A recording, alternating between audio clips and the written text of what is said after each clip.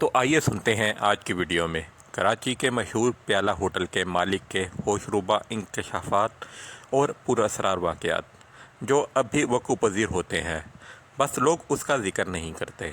آج سے 3 سال پہلے میں نے سر جانی کے علاقے سیکٹر بی میں ایک فلیٹ لیا تھا، جس کا 2nd فلور ابھی زیر تعمیر تھا اور 1st فلور پر ہم نے رہنے کے لیے سیٹ کر لیا تھا۔ گراؤنڈ فلور پر میں نے اور میری بیوی نے اپنی تمام جمع پونجی لگا کر ایک ہوٹل پیالہ ہوٹل کے نام سے کھولا تھا۔ جدید اسٹائل کے اس ہوٹل کی تزئین و آرائش دیکھنے سے تعلق رکھتی تھی۔ دوسرے، اس کا معیار بھی اتنا اچھا تھا کہ دور دور سے لوگ یہاں آنے لگے تھے اور یہ ہوٹل دن بہ دن ترقی کرنے لگا۔ ہماری توقع سے بڑھ کر اس میں ترقی ہو رہی تھی۔ جن جن لوگوں نے اس ہوٹل کو دیکھا ہے وہ اب تک اسے یاد کرتے ہیں۔ اگر ہمیں ذرا سا بھی اندازہ ہوتا کہ بظاہر ترقی پاتا یہ ہوٹل ہی ہماری اصل بربادی کا سبب بنے گا تو ہم ہرگز اس پر اپنا سرمایہ نہ لگاتے۔ ابتدا اس طرح سے ہوئی کہ اس فلیٹ میں آئے یہ ہمارا دوسرا دن تھا۔ ہم کل 3 افراد تھے، میں، میری بیوی اور ہمارا 7 سالہ بیٹا مجتبیٰ۔ پہلا دن خیریت سے گزر گیا۔ دوسرے دن میرا بیٹا کھیل رہا تھا کہ اچانک گرنے سے اس کے سر پر بڑی گہری چوٹ آ گئی، جس کی وجہ سے اس کا کافی سارا خون بہنے لگا تھا۔ یہ دیکھ کر ہم بہت پریشان ہو گئے۔ اسے لے کر ہسپتال بھاگے جو یہاں سے کافی دور تھا۔ ابتدائی طبی امداد کے بعد ہم واپس آ گئے۔ ابھی اس کی چوٹ ہوئے کچھ ہی دن گزرے تھے کہ وہ بری طرح بیمار پڑ گیا۔ بخار کی شدت سے وہ بری طرح تپ رہا تھا۔ اس کی یہ حالت دیکھ کر ہم بے حد پریشان تھے۔ بخار تھا کہ اترنے کا نام ہی نہیں لے رہا تھا۔ دوا کے ساتھ ساتھ جب دم درود کرایا گیا تو اس کی حالت میں بہتری آئی۔ تب جا کر ہماری جان میں جان آئی۔ ابھی سکون بھرے کچھ ہی دن گزرے تھے کہ میری اپنی طبیعت خراب ہو گئی اور بلڈ پریشر اتنا بڑھ گیا کہ ڈاکٹر حیران تھے۔ میں واش روم جاتا تو سوائے خون کے کچھ نہ آتا۔ میری کمزوری میں دن بہ دن اضافہ ہوتا جا رہا تھا۔ دوائیوں کے ساتھ ساتھ دم درود بھی کروایا، تب جا کر میری حالت سنبھلی۔ اس دن میرے کچھ دوست میری طبیعت کا حال پوچھنے آئے ہوئے تھے۔ ہمارے ہوٹل کے بالکل سامنے چائے کا ایک چھوٹا سا ہوٹل تھا۔ درمیان میں سڑک تھی۔ اس کے برابر میں ایک گھر زیر تعمیر تھا جس کے لیے 3 ڈمپر ڈلوائے گئے تھے۔ بجری کا ایک پہاڑ سا بن گیا تھا۔ میں اور میرے دوست باتوں میں مگن تھے۔ ہماری نظریں سامنے کی طرف تھی۔ لوگ کھانے پینے میں مصروف تھے کہ اچانک ہوا کے تیز جھکڑ چلنے لگے۔ پھر ہوا نے ایک تیز بگولے کی شکل اختیار کر لی اور وہ بگولا بجری کے ارد گرد منڈرانے لگا اور وہاں موجود لوگوں نے ایک انتہائی حیرت انگیز نظارہ دیکھا۔ سامنے موجود بجری ایک قطار کی صورت میں آسمان کی طرف اٹھنے لگی اور پھر دیکھتے ہی دیکھتے ساری کی ساری بجری زمین سے ایسے غائب ہو گئی جیسے وہاں پہلے کچھ بھی نہ تھا۔ یہ منظر دیکھ کر لوگوں میں کافی خوف و ہراس پھیل گیا۔ ہر ایک کی زبان پر اسی بات کا تذکرہ تھا۔ یہ بات جب میری بیوی کو پتہ چلی تو اس نے مجھے اور مجتبیٰ کو بلا ضرورت گھر سے باہر نکلنے سے منع کر دیا۔ ایک صبح جب ہم سو کر اٹھے تو میری بیوی نے رات کا واقعہ بتاتے ہوئے کہا کہ وہ رات جب سو رہی تھی تو کسی اندیکھی طاقت نے اس کا گلا دبانے کی کوشش کی۔ میں آپ کو آواز دینا چاہتی تھی مگر اس کی گرفت اتنی مضبوط تھی کہ میں کچھ بھی کر نہ پائی۔ وہ تو شکر تھا کہ بر وقت میرے دل میں نے آیت الکرسی پڑھنا شروع کر دی اور اس اندیکھی مخلوق کی گرفت سے پھر مجھے آزادی مل گئی۔ اگر میں آیت الکرسی نہ پڑھتی تو قریب تھا کہ وہ مخلوق میری جان ہی لے کر چھوڑتی۔ بیوی کی بات سن کر میں بہت پریشان ہو گیا مگر اپنی پریشانی اس پر ظاہر نہ کی کہ وہ مزید پریشان نہ ہو جائے۔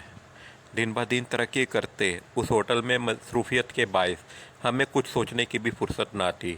دن بھر کے تھکے ماندے جب بستر پر جاتے تو صبح ہی آنکھ کھلتی۔ ایک رات میں بے خبر سویا ہوا تھا کہ اچانک میری آنکھ کھل گئی۔ میں نے اپنے برابر میں دیکھا تو میرا بیٹا بے خبر سویا ہوا تھا۔ اس کے برابر میں میری بیوی بھی بے سود سو رہی تھی۔ میں نے ان پر سے نظریں ہٹائی اور سیدھا ہو کر اپنا بازو اپنی آنکھوں پر رکھ کر سونے کی کوشش کرنے لگا۔ پھر مجھے لگا کہ کوئی چیز ہمارے اوپر سے گزر کر گئی ہے۔ میں نے فوراً سے اپنا بازو اپنی آنکھوں سے ہٹا کر دیکھا تو میری حیرت کی انتہا نہ رہی۔ ایک بگھی हाँ, वहाँ वो एक बग्घी थी जो हवा के दोष पर पूरे कमरे में उड़ती फिर रही थी। उसमें कौन सा सुअर था ये मैं ना देख सका, पर उसको पूरे कमरे में चकराता देखता रहा। यहाँ मैं बताता चलूँ कि हम जिसको बेडरूम के तौर पर इस्तेमाल कर रहे थे, ये एक हॉल नमा कमरा था। उस कमरे में छोटी मोटी तकरीब बड़े आराम से की जा सकती थी। इतने बड़े कमरे में सिर्फ हम 3 लोग थे। बस ये कहना ज़्यादा मुनासिब होगा कि इतने बड़े होटल में हम सिर्फ 3 अफराद थे। आबादी से दूर वीराने में वाक़े इस फ्लैट के हम पहले और मुख्तसर मुकीम थे। मज़दूर अपना काम ख़त्म करके अपने अपने घरों को चले जाते थे। एक तो वीरान इलाका, और फिर इतना बड़ा फ्लैट, दूसरा मैं अकेला मर्द, और ऊपर से इस बग्घी का नज़र आना। मैं तो लर्ज़ कर रह गया। मेरी नज़रें मुसलसल बग्घी पर थी। वो बग्घी न जाने कब तक सफ़र करती रहती कि दूर कहीं बहुत दूर से अज़ान फ़जर की सदा बुलंद हुई और मेरी आंखों के सामने देखते ही देखते वो पुरअसरार बग्घी नज़रों से ओझल हो गई। ये खौफनाक मंजर देखकर मेरी तो सीटी गुम हो गई। कुछ देर तक मैं इस पुरअसरार बग्घी के बारे में सोचता रहा। फिर फजर की नमाज अदायगी के लिए उठ गया। सुबह हस्बे मामूल हम अपने कामों में मसरूफ़ हो गए। मैंने उस पुरअसरार बग्घी वाले वाक़ये का जिक्र अपनी बीवी से ना किया था, मुबादा कहीं वो डर ना जाए। इस फ्लैट में मुझे पहले ही पुरअसरारियत का एहसास होता था। एक अजीब सी वीरानी छाई रहती थी इस होटल में। उस रात वाले वाक़ये ने मुझे अंदर से खौफज़दा कर दिया था। दिन भर का थका आरा सो जाता था। रात का ना जाने कौन सा पहर था कि मेरी आँख अचानक खुली। गुज़िश्ता रात का वाक़या याद आ गया। उस याद के साथ ही मेरे तमाम एहसासात भी बेदार हो गए और सारी नींद हवा हो गई। मैं खामोश लेटा उस वाक़ये पर गौर कर रहा था कि फिर मेरी नज़र कुछ फासले पर पड़ी, जहाँ एक शख्स ज़मीन से 1 गज़ ऊपर फासले पर चल रहा था। पहले रोज़ मैंने बग्घी को कमरे में हवा में मोलक होते देखा था, और आज मंज़र दूसरा था। वो शख्स बड़े इत्मीनान से पूरे कमरे में चल रहा था, बिल्कुल उसी तरह जिस तरह हम ज़मीन पर चलते हैं। मैं उसे खामोशी से कमरे में चलता फिरता देख रहा था। कुछ कहने और पूछने की मुझ में सकत ना थी, क्योंकि मेरी ज़ुबान गूंग थी। बस मैं खामोशी से उसको चलता फिरता देखता रहा। मगर अगले मंज़र ने मेरे होश उड़ा कर रख दिए। चलते चलते वो शख्स अचानक सामने की दीवार पर चलने लगा, जैसे छिपकली चलती है। मैं ये सब कुछ देखकर कांप उठा था। मैं होले होले लरस रहा था, और फिर इससे ज़्यादा भयानक मंज़र मैंने अपनी पूरी ज़िंदगी में कभी भी नहीं देखा था। इस मंज़र ने मेरी जान ही निकाल दी। मेरे जिस्म के हर मसाम से पसीना उबल पड़ा। कमरे में सर्दी होने के बावजूद मैं पसीने में ना गया। वो शख्स चलते चलते कमरे की छत तक पहुंच गया, और फिर वो बगैर किसी सहारे के कमरे की छत पर उल्टा चलने लगा। उसके पैर छत पर, जबकि सर का रुख ज़मीन की तरफ था। यूँ लग रहा था जैसे उसके पैरों में मकनातीस लगे हुए हों, जो उसे नीचे गिरने नहीं दे रहे थे। उल्टा चलते चलते वो शख्स दीवार पर आया। दीवार पर आकर फिर कमरे में 2-3 गज़ ऊपर हुआ। फिर हवा में मोलक चलने फिरने लगा। मैं कनखियों से ये सारा मंज़र देख रहा था। मुझ में इतनी भी हिम्मत ना थी कि आंखें ही बंद कर लेता। पहले उस पुरअसरार बग्घी का मुसलसल नज़र आना, अब इस शख्स का इस तरह से नज़र आना, इसका क्या मतलब था? मैं ये सब कुछ समझने से कासिर था। अभी वो शख्स और न जाने कितनी देर तक ये चहलकदमी करता कि अज़ान फ़जर की सदा के साथ ही वो पुरअसरार शख्स मेरी नज़रों के सामने से ओझल हो गया। अज़ान की पुरनूर सतह से कमरे की पुरअसरारियत में वाज़ेह कमी वाक़या हुई। मैं उठा, फ़जर की नमाज की तैयारी के लिए वज़ू करने लगा। सारा दिन मैं इन्हीं सोचों में गुम रहा कि आखिर इस पुरअसरार बग्घी का नज़र आना और फिर इस शख्स का नज़र आना, इसका क्या मकसद हो सकता है। अभी तक तो सब खैरियत थी, आगे का कुछ कहा नहीं जा सकता था। मुझे परेशान देखकर मेरे ख़ास मुलाजिम ने पूछा, आप कुछ परेशान दिखाई दे रहे हैं सर, खैरियत तो है? अगर कोई मसला है तो आप मुझे बताएं। हो सकता है कि मैं इस सिलसिले में आपकी कुछ मदद कर सकूं। नहीं, ऐसी तो कोई बात नहीं है, बस इतने बड़े होटल का पहली बार ज़िम्मा लिया है, इसीलिए कन्फ्यूज़न का शिकार हूँ। मैंने मुलाजिम को मुतमईन कर दिया, मगर ख़ुद को मुतमईन ना कर सका। आज भी रात जब मैं सोने के लिए लेटा तो रात के पिछले पहर मेरी आँख खुल गई। गुज़िश्ता कई दिनों से इन वाक़यात का सामना कर रहा था, इसलिए यह सब देखने के लिए ज़हनी तौर पर तैयार था। आज रात भी वही शख्स पूरे कमरे में पूरे इस्तेकाक से फिर रहा था। चलते चलते वो छिपकली की तरह दीवार पर चलने लगता। दीवार पर उस अंदाज में चलता देखकर मेरी तो अपनी सांसें रुक जाती थी। फिर उसने वही सब कुछ किया जैसा वो पिछली रात कर चुका था। नीमो आंखों से मैं ये सारा मंजर देख रहा था।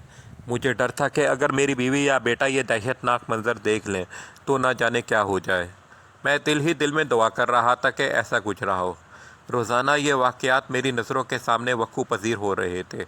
अब तक मैंने किसी से भी इसका तज़किरा ना किया था। अब तो मैं भी इन पुरअसरार वाक़यात का आदी हो चुका था। एक दिन हमारे होटल में एक आदमी आया। यूं ही बातों के दौरान वो कहने लगा, इस फ्लैट की तामीर से पहले इस जगह कचरा कुंडी थी। ये सुना है कि गंदी जगहों पर गंदी शे का बसेरा हुआ करता है। वज़ीर भाई, कभी आपने ऐसा कुछ महसूस किया है? अगर मैं हाँ में जवाब देता तो लाजमी ये बात फैल जाती और मेरे होटल की रेपुटेशन ख़राब हो जाती।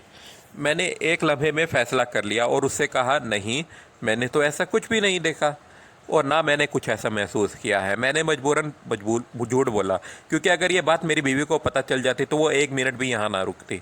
इस तरह तो मैंने जो अपनी सारी ज़िंदगी का सरमाया इस होटल पर लगाया था वो बर्बाद हो जाता और मैं इतना बड़ा नुकसान बर्दाश्त करने की हिम्मत ना रखता था।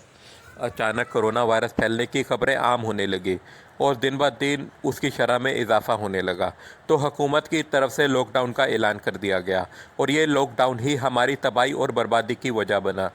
कम खुलने की वजह से ग्राहकों में कमी आई और दूसरे मुलाजमीन भी काम ज़्यादा ना होने की वजह से गैर हाजिर रहने लगे। पहला ऐसा होता कि देर हो जाने की सूरत में मुलाजिम होटल में ही ठहर जाते, अब उनका होटल में ठहर जाना मुमकिन ही ना रहा। इस सूरत हाल से मैं क्या सभी बेहद परेशान थे। रूटीन बदली तो मामलात ज़िंदगी भी डिस्टर्ब होकर रह गए। इस नो आबाद इलाके के इतने बड़े फ्लैट और होटल में सिर्फ हम 3 अफराद का रहना मुनासिब ना था। रात होने वाले वाक़यात बदस्तूर जारी रहे। ऊपर से अब इस लॉकडाउन के एक धमाधम हम खुद को तनहा महसूस कर रहे थे, क्योंकि मज़दूर भी जा चुके थे। अब इस तनहा जगह पर ख़ुद को गैर महफूज हम समझने लगे थे। सब ने यही मशवरा दिया कि जब तक लॉकडाउन की पाबंदी है उस वक्त तक यहाँ रहना फजूल है। जब यह पाबंदी हट जाए तो आप दोबारा अपने कारोबार को शुरू कर लेना, अभी यहाँ रहना ठीक नहीं है। मुझे भी यही मुनासिब लगा और मैं अपने बीवी बच्चों समेत वहाँ से वापस आ गया। सिवाय चंद जोड़ों और छोटे मोटे सामान के हम अपने साथ कुछ ना लाए थे। इतने फलते फूलते होटल को ताला लगाते मेरा दिल नहीं कर रहा था, मगर क्या करता, ऐसा मेरी मजबूरी थी। अगर मज़दूर साथ देते या इतने सख्त अहकामात का डर ना होता तो मैं हरगिज़ अपने होटल को ताला ना लगाता। मैंने होटल के सबसे काबिल एतबार मज़दूर को उस होटल का ख्याल रखने की ताकीद की, क्योंकि वो शख्स जरजानी का रहने वाला था। होटल से उसके घर का फासला 10-15 मिनट का था, जबकि हमारे लिए तवील था। मैंने उसे काम के पैसे दिए, एक नज़र अपने होटल पर डाली और वापस आ गया। यहाँ आने के बाद भी मेरा ध्यान अपने होटल की तरफ लगा रहता था। मैंने सोचा कि अभी तो 2-3 दिन गुजरे हैं, कल जाकर देखूँगा, मगर दूसरे दिन ऐसा मसरूफ़ हुआ कि जा ना सका। उससे अगले दिन का रखा तो बच्चे की तबीयत कुछ नासाज थी। डॉक्टर ने मामूली सी बीमारी पर भी खासी तवज्जो देने की हदायत कर रखी थी। उससे अगला दिन भी गुजर गया। अब तो मैंने ठान ली कि आज ज़रूर जाना है, मगर इसकी नौबत ही ना आई, क्योंकि जिस आदमी को मैंने होटल की निगरानी का काम सौंपा था वो खुद ही आ गया। उसकी खबर ने जैसे हमारे सरों पर बम फोड़ दिया। खबर क्या थी, हमारे लिए तो जैसे क़यामत की खबर थी। उसने बताया कि होटल में डकैती पड़ गई है और डाकू तमाम सामान लूट कर ले गए हैं। मैंने उस आदमी से कहा कि क्या मजाक कर रहे हो, ऐसा कैसे हो सकता है? नहीं भाई, मैं आपसे मजाक नहीं कर रहा। क्या मैं आपसे मजाक करने इतनी दूर चल कर आता? मैं सच कह रहा हूँ, ऐसा ही है। मैं सुबह होटल आया तो यहाँ कुछ गैर मामूलीपन का एहसास हुआ। यहाँ के दरवाजे खुले हुए थे, होटल का तमाम सामान भी गायब था। मैंने वहाँ के एक आदमी को साथ लिया और होटल के अंदर से जायज़ा लिया तो वहाँ कुछ भी बाकी ना बचा था। यानी मेरे इस ख्याल की तस्दीक हो गई कि होटल में वाकई डकैती पड़ी थी। चोर रातों रात सारा कीमती सामान ले उड़े थे। अब वहाँ कुछ भी ना था और खाली होटल मुँह चढ़ा रहा था। मैंने उस शख्स की बात सुनी तो एक लम्हा ज़ाया किए बगैर उसके साथ होटल आ गया और देखा तो गोया मेरे पैरों तले ज़मीन निकल गई। उस शख्स का कहना था कि वो रोज़ाना होटल का चक्कर लगाता था, तब तक सब ठीक था। आज सुबह जब वो आया तो ये सब कुछ हो गया। میری سمجھ میں نہیں آ رہا تھا کہ ایک ہی رات میں کوئی اتنا ڈھیر سارا سامان، جس میں full size deep freezer, 4 AC، fridge, full size LED furniture, hotel کی تمام میزیں، کرسیاں، پنکھے، دیگیں، تمام کروکری، یہاں تک کہ فرش میں نصب دیگیں اور تندور میں استعمال ہونے والا سامان تک غائب تھا۔ میں مرچ، مسالے، میدے کی بوریاں تک غائب تھی۔ اوپر آیا تو سارے زیورات اور نقدی بھی غائب تھے، یہاں تک کہ قیمتی کپڑے تک چوروں نے نہیں چھوڑے تھے۔ جو ان کے کام کے نہ تھے، بس وہ کپڑے زمین پر بکھرے پڑے تھے۔ میں اپنے ہوٹل کا یہ حشر دیکھ کر وہیں سر پکڑ کر بیٹھ گیا۔ یا الہی، یہ کیا ماجرا ہے؟ میرا وجود کرچی کرچی ہو گیا۔ اپنی تباہی اور بربادی پر میرا دل خون کے آنسو رو رہا تھا۔ میری ساری عمر کی جمع پونجی کتنے آرام سے ڈکیت لے اڑے تھے۔ میں وہاں سے اٹھا اور مرے مرے قدموں سے گھر واپس آ گیا۔ میری بیوی کو بھی اس خبر نے ادموا کر دیا۔ لوگوں کا خیال تھا کہ یہ کام وہاں پر نگرانی پر مامور شخص کا ہے۔ کوئی کچھ کہہ رہا تھا تو کوئی کچھ، جتنے منہ اتنی باتیں۔ میں کسی کو کیا الزام دیتا؟ کوئی ثبوت ہی نہیں چھوڑا گیا تھا۔ میں نے بھی اپنا فیصلہ اللہ پر چھوڑ دیا۔ آج میں سوچتا ہوں، اس فلیٹ میں شفٹ ہونے کے دوسرے دن ہی میرے بیٹے کا زخمی ہونا، اور پھر پوری طرح بیمار پڑ جانا، اور پھر میری جان کے لالے پڑنا، ہوٹل کے باہر بجری کا غائب ہونا، روزانہ رات میں پراسرار بگی تو کبھی اس شخص کا نظر آنا۔ کہیں یہ مجھے یہاں سے چلے جانے کے اشارے تو نہیں تھے، جن پر میں نے کان نہ دھرے اور نتیجتاً اتنے بڑے نقصان سے دوچار ہونا پڑا؟ یا پھر یہ غیر مرئی مخلوق کی طرف سے ہی ہمیں سزا دینے کے لیے کوئی کارروائی تھی؟ اب اس میں سچ کیا ہے، یہ تو اللہ ہی بہتر جانتا ہے۔ تو دوستو، یہ تھی آج کی کہانی۔ اگر کہانی پسند آئی ہے تو برائے مہربانی اس چینل کو لائک اور سبسکرائب لازمی کیجیے۔ کہانی سننے کا بہت بہت شکریہ۔ اپنا خیال رکھیے گا، دعاؤں میں یاد رکھیے گا۔ اللہ حافظ۔